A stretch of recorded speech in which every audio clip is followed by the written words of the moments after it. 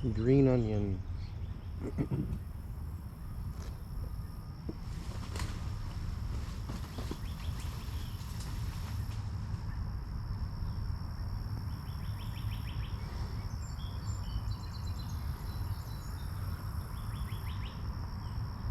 There's a fawn. Sorry about that, fawn.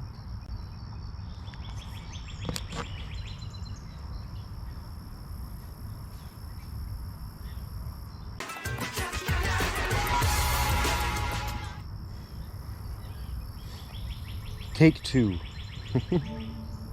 Here I am. Good morning.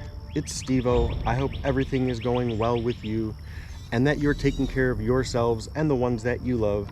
Today I'm going to talk about the time I almost died and what it made me realize kind of today, not this moment, but in the present upon looking back.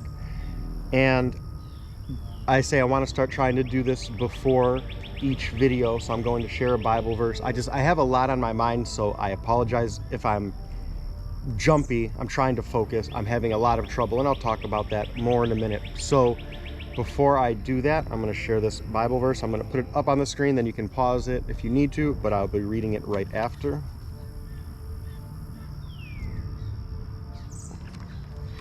So it's Isaiah 6:9, and I think it's actually 6:9 through 10. I believe I forgot to add that part. You will hear my words, but you will not understand. You will see what I do, but you will not perceive its meaning. So I'm going to start with the lesson. I almost died. And in fact, at the end of this video, I'll put some disclaimers up, like, don't go past this if you don't want to see, but I'll show what happened. I had an infection in my chin.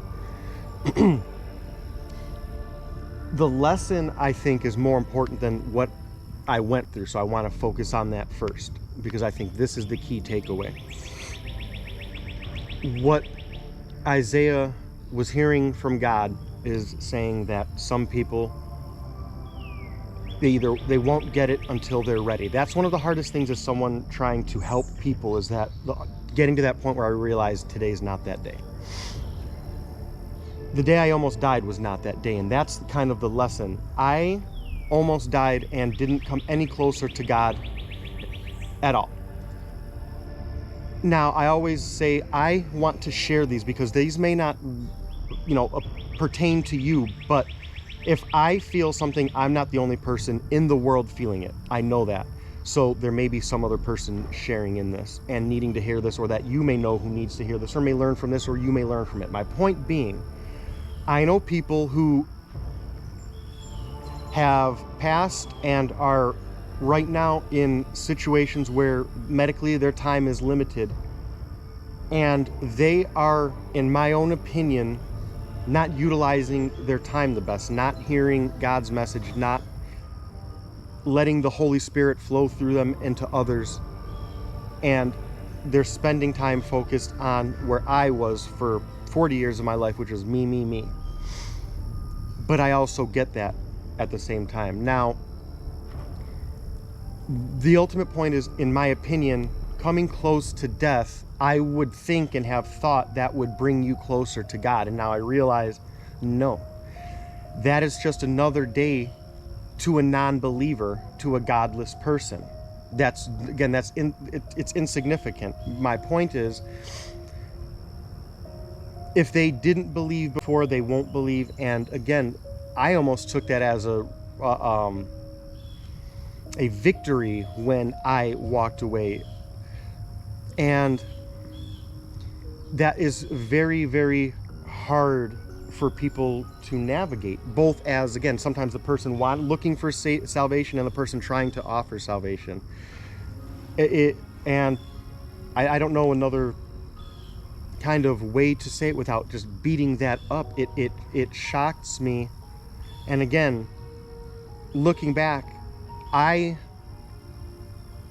situation I'm going to describe, I went through before other people had these situations, I think, some of them at least. And my point being, so even after I noticed these people, I didn't notice it at that time, but when they went through that thing and were doing it, I didn't get it. Again, I don't see it.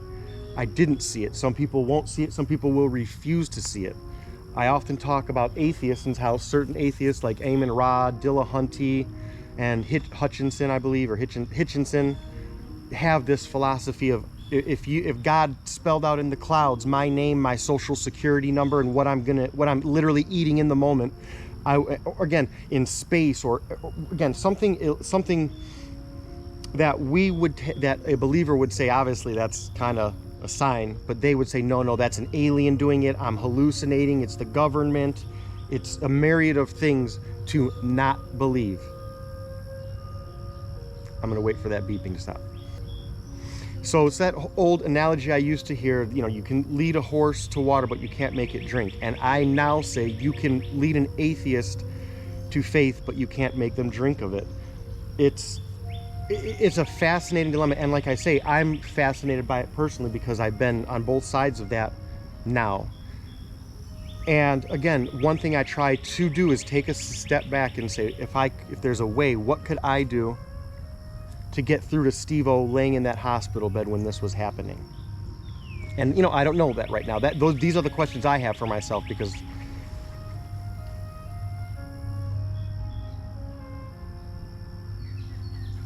I heard something jump in the water.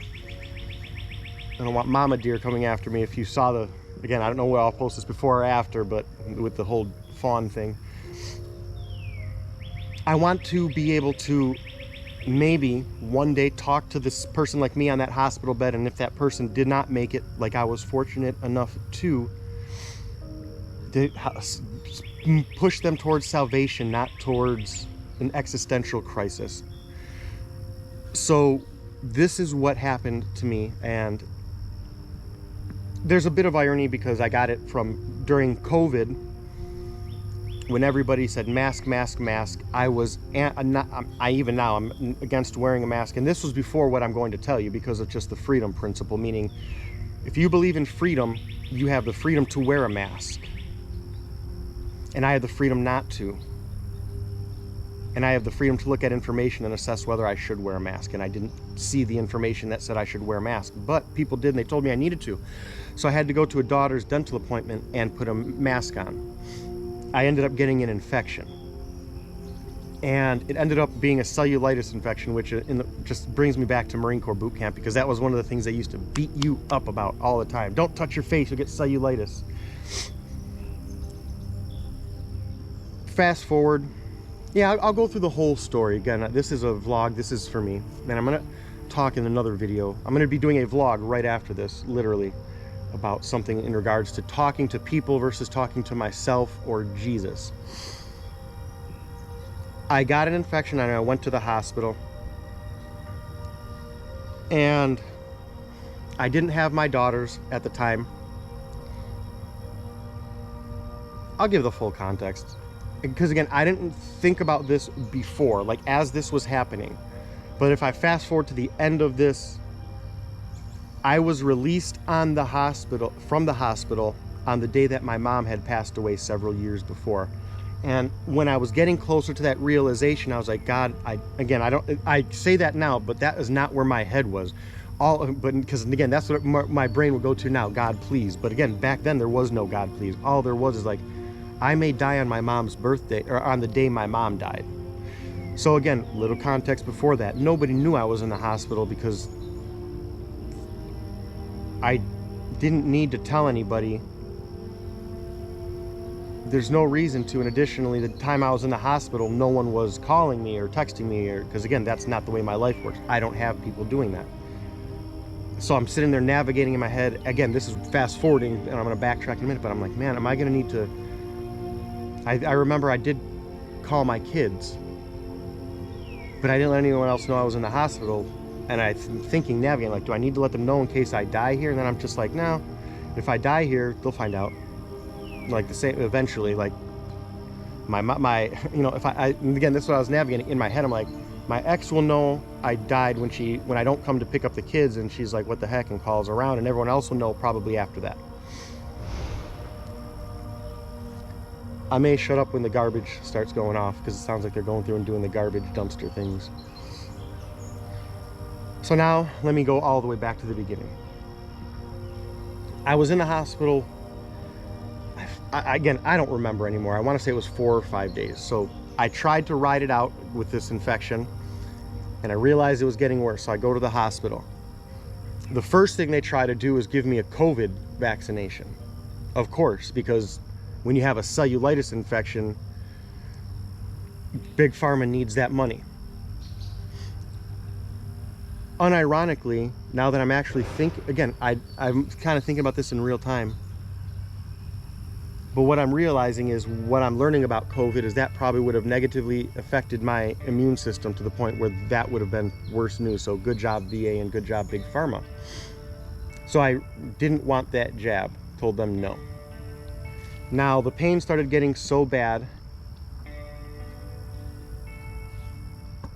that I was begging for something just to stop the pain.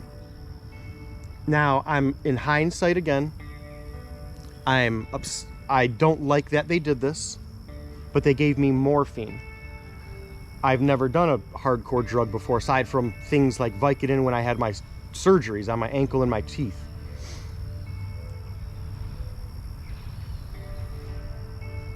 It was such a good feeling that it's awful. It's not removing the pain. It's something so much.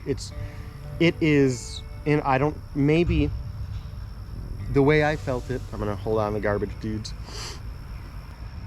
In my own words, and this is kind of rushed now because they're picking up one dumpster, coming to the next, so I kind of want to beat it. So I'm gonna slow myself down because I can just redo this and edit it. But my train is going and I hate stopping it. In my own words, what I was looking for was to stop this pain, stop this from hurting. What it did was made me unable to process negative, mentally or physically. I didn't feel the pain and I didn't care. I had 2 doses of morphine and they were awful. They did their job in that regard, but I you know, it's one of those things where I think there's a big difference between letting me suffer in pain and morphine. You know, you could have went here, here, or here. And I say that because I asked them to not give me morphine and to give me, I think they gave me like some tramadol or something that wasn't that. So that was my first experience getting high on morphine. Now I want to get to the point, but I'm going to stop now and pause this train because the garbage dudes are coming. Alrighty. So I was wrong. I'm not going to jump right to the thing yet.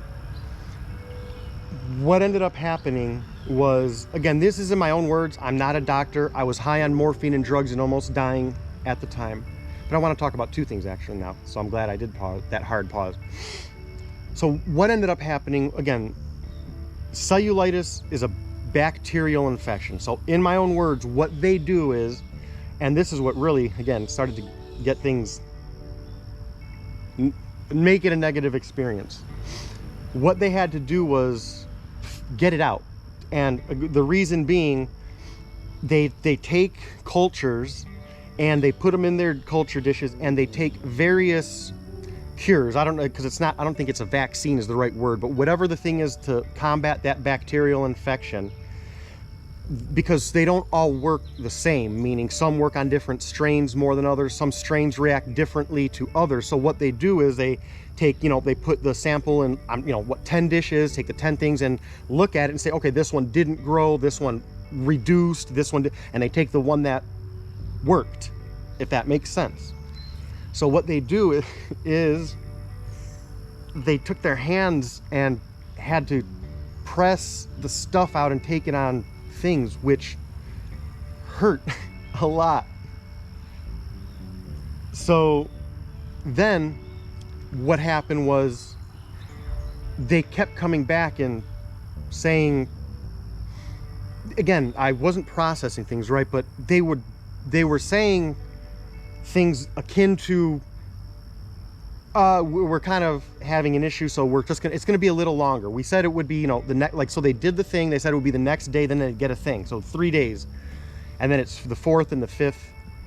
And every time they come back, they're like, oh yeah, and again, I'm not asking the questions assertively like I would. I just because I was not eating, not drinking, I wasn't there. So, and morphine withdrawals or something at that point, I don't know, but So long story short, what was happening was nothing, that you were either getting negative results or no results from everything. They couldn't find something that would help, that again was reduce the effects of what was going, the bacteria, make it, go away. Everything would just not do anything. And then they're worried about it getting, I don't know if sepsis is the right word, but basically getting into other parts of my body and then in my bloodstream. And this is where I say it gets weird, because this could be a dream for all I know, and I don't think it was. But what I'm, going back to my ultimate point is, this did nothing for me, and I had an opportunity to get closer to Jesus, I believe. Again, the Holy Spirit was saying, here I am. But the context is a little bit weird, because what happened is, and let me backtrack. So again, I'm thinking I'm going to die at this point. It's getting closer to my mom's death anniversary, unfortunately. And I just remember, and it's funny, this light is shining because, I'm going to do this. I would stand in my hospital room, and I think if I can find it one day, maybe I'll have pictures. There's a bunch of ducks. I got to show you guys this real quick. I'm sorry.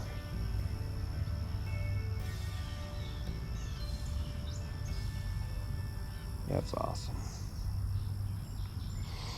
But like the sun is in my face, I remember I was hot, I was sweaty, I wasn't eating, I barely had the strength to get up, and I went and I put my arm on this window because it just felt so cool, and then I put my face on the window and it felt so cool.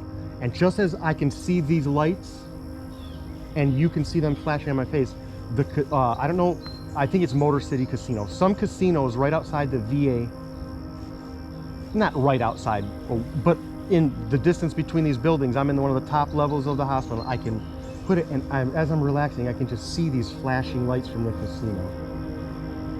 And all I remembered is, I don't want to die. And that was the moment I started saying, maybe I should contact my kids.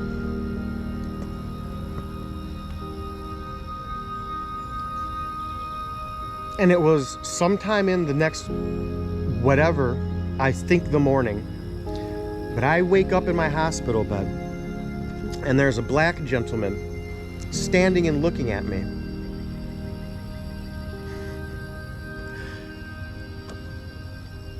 I'm confused. And for a long time, again, I'm thinking about this literally in the moment, because I haven't told the story. After this, I was mad because I'm thinking this guy kind of ambushed me. And now I know he was trying to save me. The perspective is so different. But I had an interesting conversation, I think, with this gentleman. He was an African man, meaning he had the deep African accent. And he had one of, I don't know what they're called, but like the things that kind of drape over. So I'm assuming he was a chaplain. Now, again, processing this all out, the military have their chaplains. So all the ducks are going out and around me because they want to go by and not swim by me. I feel bad getting in their way. But I don't remember much of the conversation. I remember talking about how I resented God and walked away from God and didn't need God because of what I saw in Indonesia. But not combatively. That, I say very often in my life I would attack Christians, but again, this was, I want to say, one of the first conversations where I think the general question was something like, are you right with God? Is there anything you need to get prayed for? Something like that. And again, in my mind, I'm thinking, I don't need, again, old me, what do I need to get prayed after? What is any, the guy who condemned me, again, in my old ways, told me I'm a sinner. There's no redemption, nothing I can do, nothing I can say is makes anything of that go away. Again, I was thinking about this. When I heard that, there should have been a comma. But Jesus, and then the things Jesus did. But in my life, there was a period there. That was the end of that discussion. I'm a sinner, sinners go to hell, and there's nothing I can do about it. So again, the whole context of that was not right on my end, and I guess I kind of feel bad to this day. Again, not that I was negative attacking. Again, that gentleman did nothing wrong. He did everything right, but I was the problem. Oh, and again, it's not until now that I realize how close I was to dying outside of salvation, that means something too. Back in the old me, that was just an annoying story about how I almost died. And now I look back, and again, it's another lesson, another way for me to hopefully one day sit down and talk to someone. Don't be on your deathbed at 38 years old realizing you've done nothing. And you know, I'm going to end it here, but I'm going to, because I want to do a video specifically about this. I can't say this way for anyone who's away from God and a degree, but some people like me, we're so again, it's a very silly way to look at this. And again, in hindsight, because what I would do is I was offered Jesus and I ran. Let me kind of do this visually. So I was offered Jesus and I ran. I was offered salvation and I ran. I was offered forgiveness and I ran. I was offered the truth and I ran. I was offered knowledge and I ran. I was offered historical context and I ran. I was offered a way to make a positive future, to live godly, to live naturally, and I moved. And now the whole time I'm screaming, why is everything going wrong? Why is everything seeming to be out of tune with God? Why is it all these ungodly things are happening to me as I'm running? And you know, if I was kind of going this way and saying, why am I not? But again, I'm running from God and saying, why do I feel far from God? Why do I feel far from God? Why is everything wrong? Why is everything wrong? Why are things still going wrong? Why are things going wronger? Why are things going wronger? Why are things going wronger? Instead of saying, wow, things are going wronger, maybe I should stop. Again, it's so silly back in hindsight how these things are. I'm gonna wrap it up here. This was more about me getting that out. I haven't really talked to anybody about that. That was during the second year of COVID, I think. Last thing I'll talk about, and this has nothing to do with that. One other thing, again, it was pretty traumatic. I come out here, this is my wilderness, especially in the winter, because A, no one's out here, B, I love the cold, and 4, there's no mosquitoes. And yes, that was just a joke. But there was a beaver dam out here, and it was amazing. It just had this I could go there and the white noise from the dam would wash out everything. It was like this little bubble of peace. It drowned out whether people were shoveling, snowing, fire trucks were going by, anything. That dam, that white noise just, again, bubbled all that out. And I got out of the hospital and I had nobody waiting for me. I actually had to call 911 because I came home and had a panic attack, I think, or an anxiety attack, something like that I've never had before. Didn't go to the hospital.